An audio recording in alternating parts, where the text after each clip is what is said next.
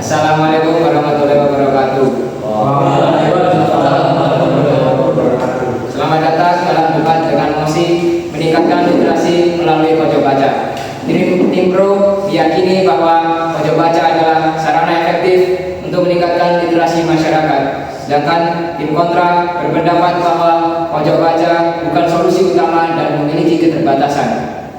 Mari kita mulai dengan pernyataan pembuka dari tim Pro di sebelah kanan saya. Waktu dan tempat dipersilakan.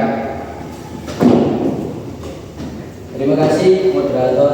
Kami dari tim Pro meyakini bahwa pojok baca adalah langkah strategis dan realistis untuk meningkatkan literasi, terutama di lingkungan sekolah dan masyarakat. Pojok baca bukan hanya tempat menaruh buku, tetapi ruang hidup untuk menumbuhkan budaya membaca. Melalui pojok baca, akses terhadap bahan bacaan menjadi lebih dekat, murah, dan inklusif, terutama di daerah dengan keterbatasan perpustakaan formal. Jadi, meningkatkan literasi melalui pojok baca bukan sekadar wacana, melainkan solusi nyata untuk menciptakan generasi yang gemar membaca. Baik, itulah dari pernyataan pembuka dari tim Pro. Lanjut ke tim kontra. Waktu dan tempat dipersilakan. Terima kasih untuk waktunya. Kami dari tim kontra menghargai niat baik menghadirkan pojok baca. Namun kami menilai pojok baca bukan solusi utama dalam meningkatkan literasi.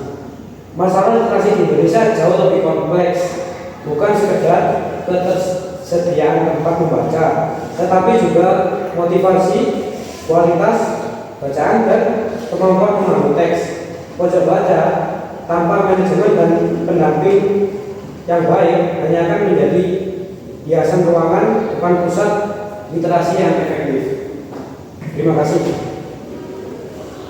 Baik, lanjut ke sesi 2, yakni argumentatif yang akan disampaikan oleh tim Pro. Waktu dan tempat saya persilakan. Izin menambahkan Pak moderator. Izinkan saya menambahkan. Menurut data UNESCO, minat baca masyarakat Indonesia masih tergolong rendah. Salah satu penyebabnya adalah akses terhadap bacaan yang terbatas. Pojok baca menjawab masalah itu dengan membawa buku ke ruang publik seperti ruang tunggu, taman, atau kelas. Selain itu, pojok baca mendorong interaksi sosial berbasis literasi, di mana orang tidak hanya membaca, tapi juga berdiskusi dan bertukar gagasan.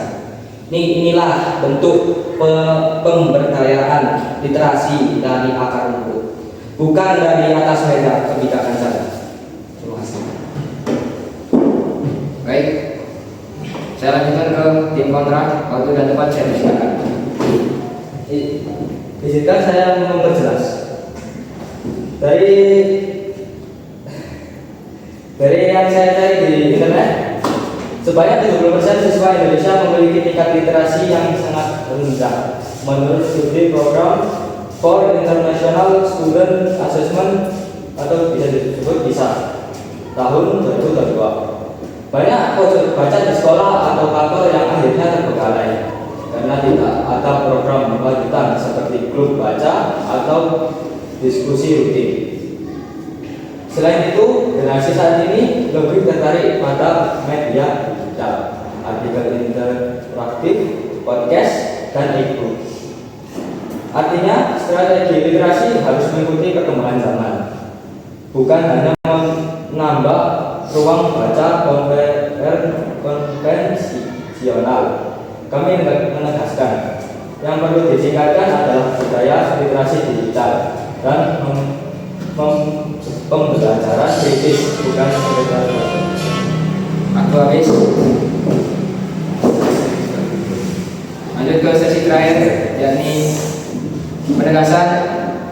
Saya persilakan kepada tim Pro untuk memulai dari kami.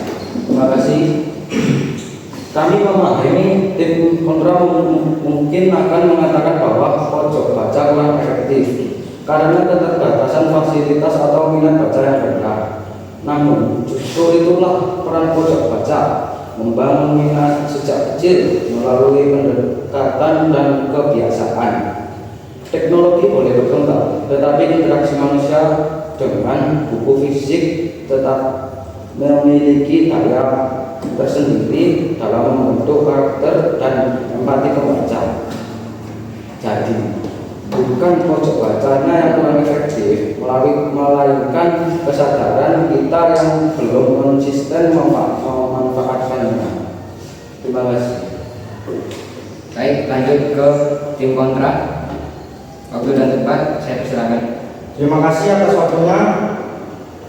Kami tidak menolak pojok baca sebelumnya, tetapi kami realistis. Literasi tidak tumbuh hanya karena ada buku di pojok ruangan. Ia tumbuh karena kebijakan, pendampingan guru, dan keterlibatan orang tua. Tanpa itu, pojok baca hanyalah simbol kosong. Jika tim perlu menganggap pojok baca adalah solusi utama, kami bertanya, apakah pojok baca mampu mengubah minat baca nasional tanpa dukungan sistem pendidikan dan kurikulum literasi yang kuat? Terima kasih. Baik, terima kasih kepada kedua tim atas argumentasi yang sangat kuat dan berbobot. Tim Pro menekankan efektivitas pojok baca sebagai akses literasi yang dekat dan membumi. Sementara tim kontra menyoroti keterbatasan struktural dan perlunya pendekatan yang lebih modern dan menyeluruh. Debat ini menunjukkan bahwa peningkatan literasi tidak cukup hanya dengan infrastruktur, tetapi juga perlu strategi, pendampingan, serta inovasi. Sekian debat dengan mosi meningkatkan literasi melalui pojok baca ini. Saya tutup dengan bacaan hamdalah. Alhamdulillahirabbil alamin. Wassalamualaikum warahmatullahi wabarakatuh.